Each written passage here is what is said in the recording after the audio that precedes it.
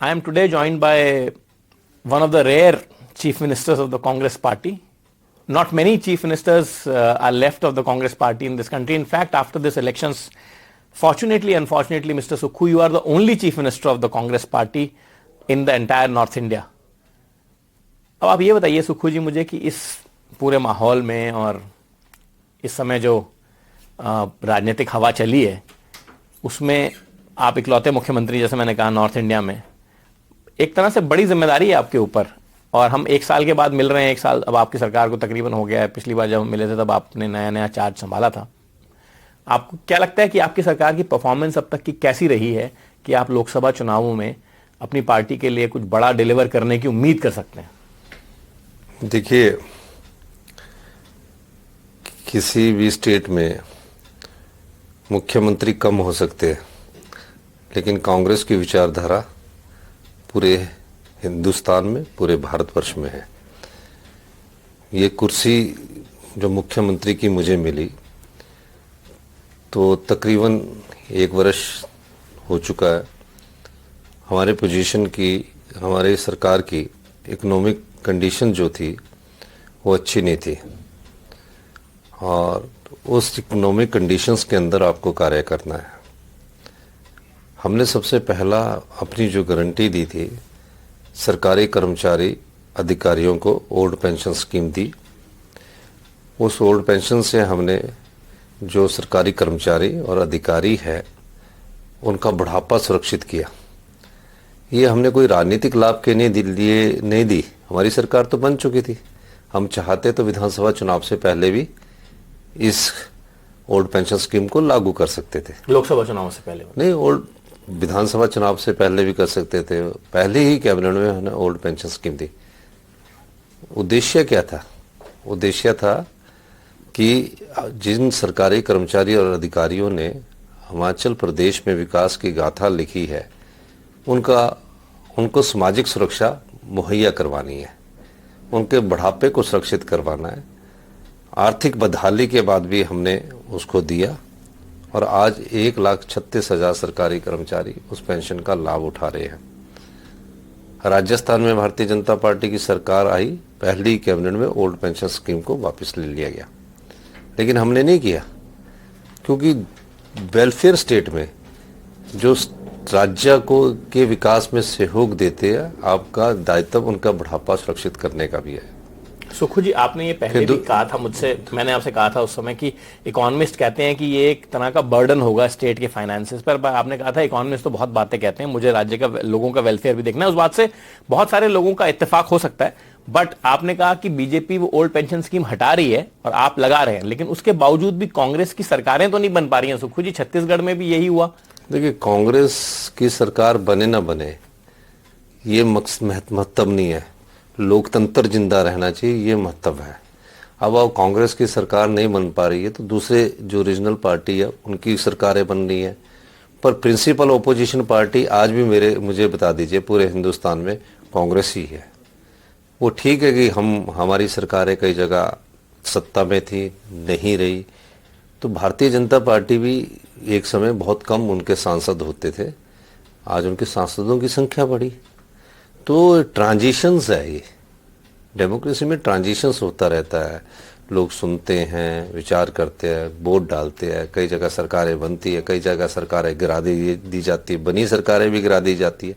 तो इन सब चीज़ों को आप उस परिप्रेक्ष्य में देखिए कि डेमोक्रेसी में हम लोगों को कैसे आगे बढ़ना है। मैं उस परिप्रेक्ष्य में देखता हूं, मैं आपकी इस बात से भी इत्तेफाक रखता हूं कि ऐसा हो सकता है कि आपके पास 40% वोट आए और सामने वालों के पास 43% और सरकार उनकी बन जाए।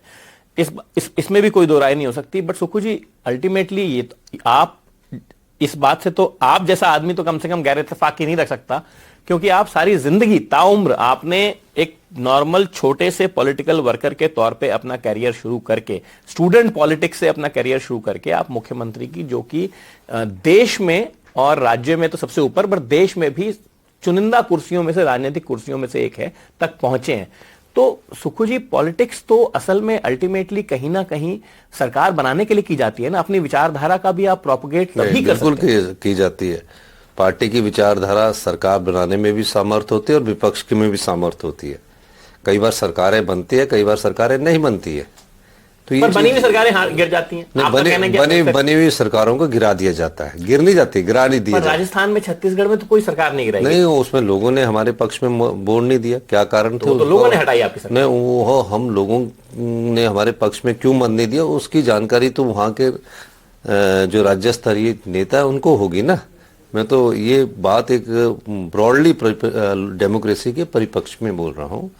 दूसरी बात कि हमारी सरकार ने हिंदुस्तान का पहला ऐसा कानून बनाया जिनके माता नहीं है, जिनकी पिता नहीं है, यानी माँ बाप जिंदगी से उनके चले गए हैं, उनको हमने चिल्ड्रन ऑफ द स्टेट का दर्जा दिया।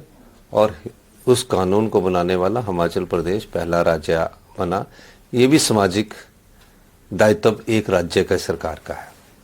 अब इकोनॉमिकल दायित्व क्या बनता है कि हमारी पोजीशंस, इकोनॉमिकली कंडीशंस ठीक नहीं है। अब कैसे हिमाचल अपने पांव पर खड़ा हो? आपने अभी एक बजट लाया आप कुछ दिन पहले ही, बहुत हाल फिलहाल में, और आपने कहा कि इस बजट से आपके राज्य की फाइनेंशियल स्थिति को सुधारने में मदद मिलेगी। कैसे? देखिए, हमने एक बजट रखा। पहला बजट जब रखा तो हमने उसमें हिमाचल प्रदेश की जलवायु, भौगोलिक परिस्थितियां, पहाड़, नदी, नालों के अनुसार हमने कहा कि हिमाचल प्रदेश में 68% वन है। हम नॉर्दर्न इंडिया के लंग्स हैं। ऑक्सीजन जो हम देते हैं नॉर्दर्न इंडिया में जो आती है हमारे पहाड़ों से जाती है। और उसके माध्यम से हमने कहा कि हम हिमाचल प्रदेश को 31 मार्च 2026 तक ग्रीन स्टेट बनाएंगे। यानी कि ग्रीन एनर्जी के द्वारा हम अपनी स्टेट का विकास करेंगे। और उसके बाद सिस्टम में परिवर्तन करके, व्यवस्था परिवर्तन करके हिमाचल को आगे बढ़ने में, आत्मनिर्भर हिमाचल की दिशा में हम काम करेंगे और हम उसमें आगे बढ़े। सुखू जी, आपने पिछली बार भी मुझसे कहा था कि ग्रीन पावर और हाइड्रो एनर्जी को लेकर के आपका काफी फोकस रहेगा आपके स्टेट में, बिकॉज ऐसा है कि आपके स्टेट इकोलॉजिकली सेंसिटिव स्टेट है, तो ग्रीन इनिशिएटिव से डेवलप कर सकता है। कितनी प्रोग्रेस आपको लगता है कि पिछले 12 महीनों में आप कर पाए हैं उसमें? हम बहुत तेजी से आगे बढ़ रहे हैं। ऑयल इंडिया लिमिटेड के साथ हमारा ग्रीन हाइड्रोजन का 1 मेगावाट का समझौता हो चुका है। उसकी बिडिंग प्रोसेस स्टार्ट हो चुकी है।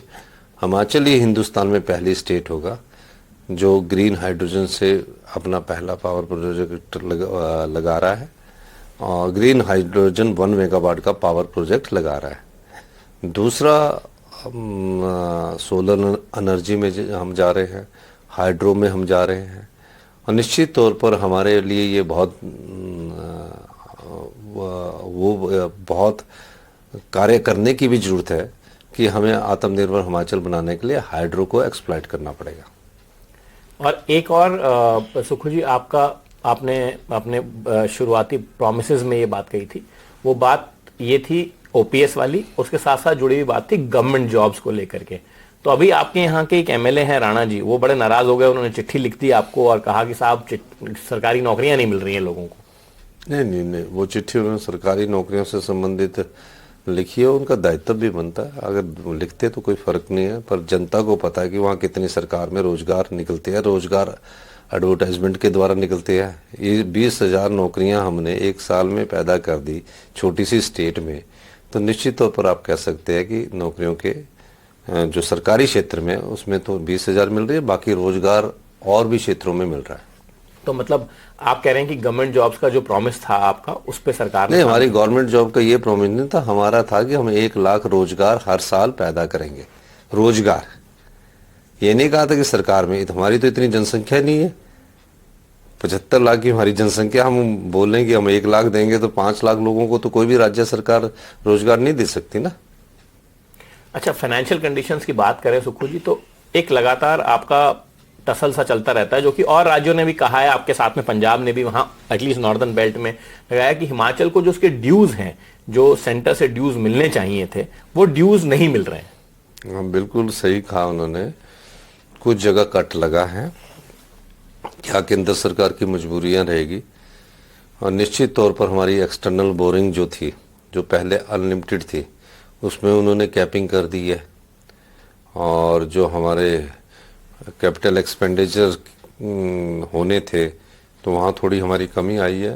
मेरा मानना है कि जैसे जैसे हम अपनी डिमांड करते हुए वैसे वैसे थोड़ा सा केंद्र सरकार की भी मुझे लगता है कि ठीक नहीं होगी हालत तो इसी कारण वो इस प्रकार का कट लगाते होंगे। पर आपको लगता है कि सेंटर की तरफ से और खासकर चूंकि आपका देखिए हिली स्टेट, सेंटर की तरफ से हमें स्पेशल रिलीफ पैकेज मिलना चाहिए था आपदा में, वो हमें नहीं मिला। हमें जो आपने डिमांड की थी? हाँ हमने डिमांड की थी, हमें जो मिला वो बजट का पार्ट है, वो मिलना ही था। अब हमारा ये डिमांड है कि जो हमने क्लेम किया हुआ 10,000 करोड़ रुपए का, जो भारत सरकार के नियमों के अंतर्गत क्लेम किया है, उसमें कम से कम वो हमको वो हमारा क्लेम तो दे जो दिसंबर में मिलना था। वो जब रुकावट आती है तो केंद्र सरकार पर उंगली उठाई जाती है और केंद्र सरकार की तरफ ये बात इंगित की जाती है, जब इनका क्लेम बनता वही नहीं मिल रहा तो कहीं ना केंद्र सरकार हमारे साथ तेला व्यवहार कर रही है। तो आपको क्या लगता है कि जो आपदा प्रबंधन वाला एनडीआरएफ वाला जो फंड था उसका स्पेशल रिलीफ पैकेज? नहीं, एनडीआरएफ तो अलग चीज है। एक पीएनडीए है, पीडीएनए, पोस्ट डिजास्टर का जो फंड है वो उसका हमने 10,000 करोड़ रुपया क्लेम किया है। जी, वो एनडीआरएफ वाला तो 4,000 करोड़ आपको डिसबर्स हुआ था? नहीं 4,000 करोड़ नहीं, हमने तो अपने अपने साधनों से 4500 करोड़ रुपया आपदा प्रभावित परिवारों को दिया। जो एनडीआरएफ का है वो बजट में जुलाई और दिसंबर में सभी राज्य के लोगों को मिलता है, वो हमें मिल गया है। उसके अलावा और जो थोड़ी बहुत ग्रांट्स मिलनी थी वो मिल गई है। लेकिन पीडीएनए का जो हमारा है, जिसका क्लेम हमने 10,000 करोड़ रुपया भर के दिया केंद्र सरकार के, वो आपदा के बाद राज्य को पुनर्रचना करने के लिए वो मिलता है। तो उसमें अभी हमारे को अभी तक दिसंबर में आना चाहिए था, अभी 10,000 करोड़ में से एक भी पैसा अभी तक हमें नहीं मिला है। और सुखू जी, इससे हटके बात करें आपके स्टेट के बारे में ही, तो मुझे ये बताइए कि आपका जो बजट है उसमें जितने आपके स्पेशल प्रॉमिसेस थे या इलेक्शन के टाइम के, उनको पूरा करने में कितना आप पहुंचे हैं अब? नहीं, हम तो तकरीबन सभी उन बिंदुओं पर 3 प्रॉमिस तो हमारे पूरे हो चुके हैं। बाकी पर हमारे छोटे छोटे old pension scheme, old pension scheme, Rajiv Gandhi E taxi first phase, Rajiv Gandhi solar power second phase, इनमें हमने 650 करोड़ रुपए का प्रावधान करना था, उसमें कर दिया गया है। तीसरा इंग्लिश मीडियम स्कूल करने थे 4 हर विधानसभा, हमने सारे उससे भी आगे सभी स्कूलों में, गवर्नमेंट स्कूलों में अगले साल से जो पहला है हमारा, पहली कक्षा से इंग्लिश मीडियम स्टार्ट हो जाएगा। अच्छा, दूसरी एक बात और मैं आपसे सुखू जी ये पूछना चाहता हूं कि ये आपकी स्टेट की पॉलिटिक्स जो है वो भी बीच बीच में अक्सर गर्माती रहती है, और आपकी जो पीसीसी प्रेसिडेंट हैं वो भी उनका अपना क्लेम और काउंटर क्लेम आता रहता है। राम मंदिर को लेकर के भी आपने ये कहा था कि भाई राम मंदिर में, आपकी पार्टी के तो हालांकि लीडरशिप गई नहीं राम मंदिर में, लेकिन आपने कहा था कि अगर न्योता आएगा तो मैं जाऊंगा। देखिए मेरी बात सुनिए, राम हमारे आराध्य है, मर्यादा पुरुषोत्तम राम के आदर्श ही इस देश की सच्चाई है।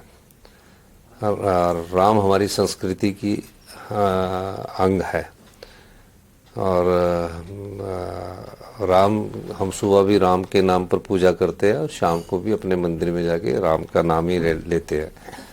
तो इसमें कोई राजनीतिक बात नहीं होनी चाहिए।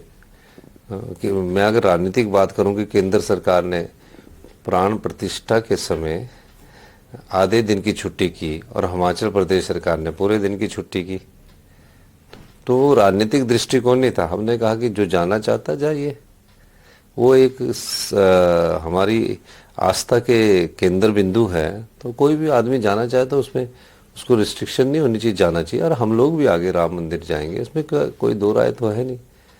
तो भारतीय जनता पार्टी का क्लेम करना कि राम मंदिर हमारा है, ऐसा गलत बात है। राम हिंदुस्तान में रहने वाले सब नागरिकों के हैं, राम हिंदुस्तान की संस्कृति है।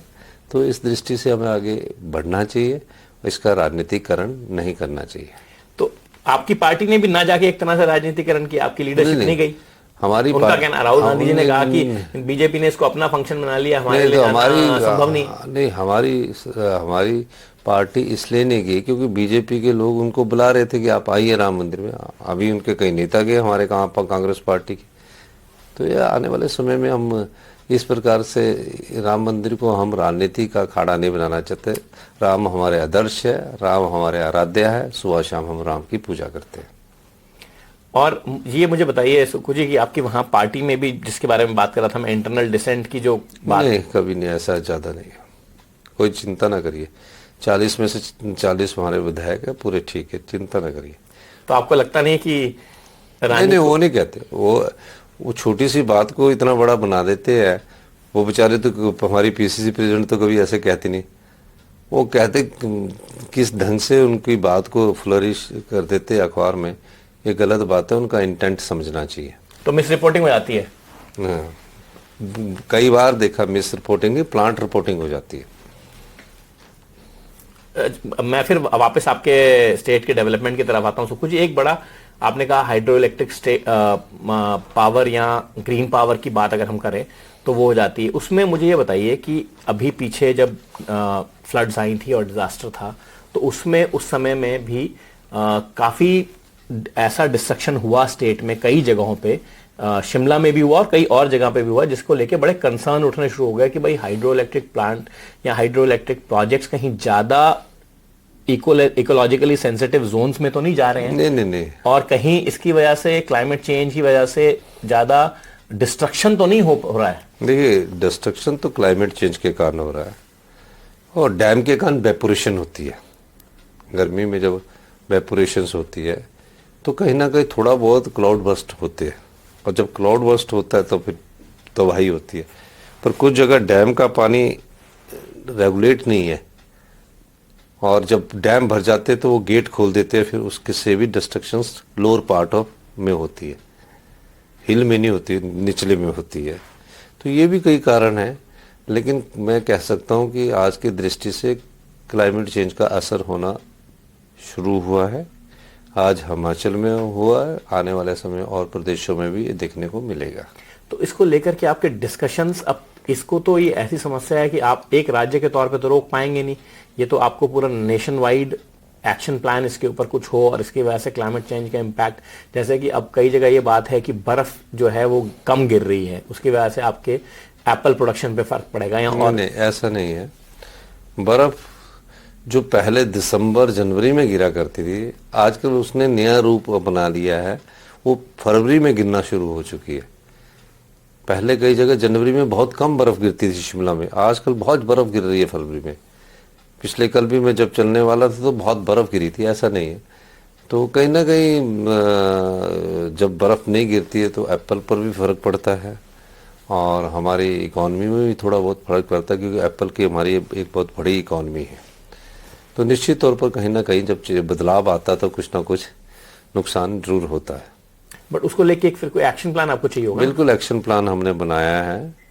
हमने कहा है कि 2027 तक हम इन सब मुद्दों को, समस्याओं का समाधान तो नहीं किया जा सकता ना, प्राकृतिक समस्याओं का समाधान नहीं किया जा सकता, लेकिन आर्थिक समस्या से छुटकारा देने के लिए हमने टारगेट किया कि 2027 तक हम हिमाचल को आत्मनिर्भर हिमाचल बनाएंगे, और 2032 तक हम हिमाचल प्रदेश को हिंदुस्तान का सबसे समृद्धशाली और अमीर राज्य बनाएंगे। पर मुझे ये बताइए कि आत्मनिर्भर, मैं सुनता हूँ गोवा में भी आत्मनिर्भर, अब मैं आपसे सुन रहा हूँ हिमाचल में भी आत्मनिर्भर का मतलब क्या है सुखू जी? आत्मनिर्भर, हम इतने ज़्यादा डिपेंडेंट ना रहे, हमारी अपनी योजनाएं आए, हम अपनी योजनाओं से अपने लोगों का भला करें, जो केंद्र सरकार से हमें योजना मिलती है उसका सही सदुपयोग करें, और सब कुछ क्वालिटी एजुकेशन दें, क्वालिटी वाटर दें, क्वालिटी लाइट दें, और रोजगार के उनको साधन उत्पन्न करें।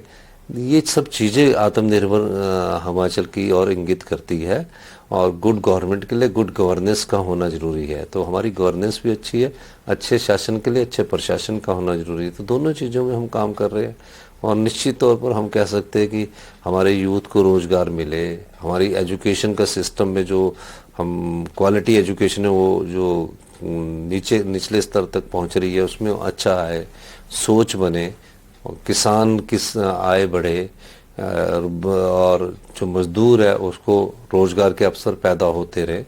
तो इस दृष्टि से हमारी सरकार ने सभी क्षेत्रों में बराबर कार्य किया है। और आपको लगता है कि कम से कम जो दूर दराज के इलाके हैं आपके स्टेट के, शिमला में तो, मनाली में तो, कुल्लू में तो सबका फोकस हो ही जाता है, पर दूर दराज के इलाके जो हैं आपके, एकदम बॉर्डर के इलाके हैं जहां से माइग्रेशन भी बहुत हो रहा है, आबादी भी घट रही है वहां से, वो भी एक चैलेंज है वहां पे, क्योंकि वो एक चैलेंज आपकी सरकार में ही नहीं हुआ, वो चैलेंज कई सालों से अब चलता आ रहा चैलेंज है, उन सबको एड्रेस करने की पोजीशन में? नहीं, ये अच्छी बात है कि भारत सरकार ने एक योजना वाइब्रेंट विलेज के नाम से चलाई है, बहुत अच्छी बात है। इसमें कोई दो राय नहीं कि उस योजना से उन लोगों को डायरेक्ट फायदा होगा, और हम भी, हिमाचल सरकार भी उस योजना को बढ़ावा दे रही है। मैंने चाइना बॉर्डर में स्पीति वैली में 75 साल के बाद हिमाचल डे मनाया। वो इसीलिए मनाया कि पॉपुलेशन माइग्रेट ना हो, उनको ये लगे कि हम भी पार्ट है इस देश के, इस प्रदेश के। तो निश्चित तौर पर एक केंद्र सरकार की जो वाइब्रेंट विलेज योजना अच्छी योजना है, इसका लाभ हमारे बॉर्डर में रहने वाले एरिया को जरूर मिल रहा है।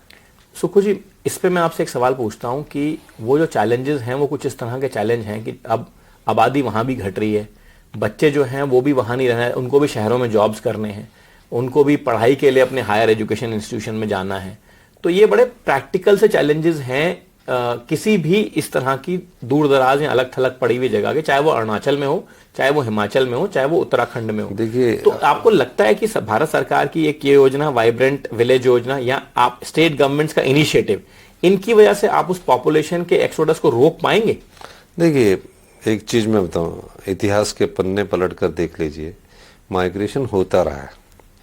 तो ये कोई नई घटना नहीं है, होता रहा है। दूसरे लोग वहाँ आते रहे, कुछ वहाँ एस्टेब्लिश होते रहे, तो ये एक प्रक्रिया है, और इसको अब एक सिस्टम में एक प्रक्रिया बन चुकी है। जहाँ अच्छी सुविधाएं होती है, लोग वहाँ अच्छी सुविधाओं में आते हैं। 20 जो सेंसस के हिसाब से 2030 तक मेरे ख्याल 40% अर्बनाइज पॉपुलेशन हो जाएगी। तो निश्चित तौर पर ये प्रक्रिया है, माइग्रेशन होगी, वहाँ लोग भी रहेंगे, कुछ माइग्रेट करेंगे। तो ये अभी से नहीं, हिस्ट्री अपने तो आपको लगता है इसको लेके ज्यादा चिंता करने की विषय नहीं है? इसकी चिंता करने की जरूरत नहीं है, लेकिन जो वो हमारे योजनाएं हैं, वो शहरों जैसी योजनाएं हमें उन गाँव में भी देनी पड़ेगी। सुखू जी, मैं एक आखिरी सवाल आपसे करता हूँ। पॉलिटिकल आदमी हैं, सारी जिंदगी आपकी पॉलिटिक्स में गुजरी है, और अब आप कांग्रेस के बड़े नेता हैं, मुख्यमंत्री हैं।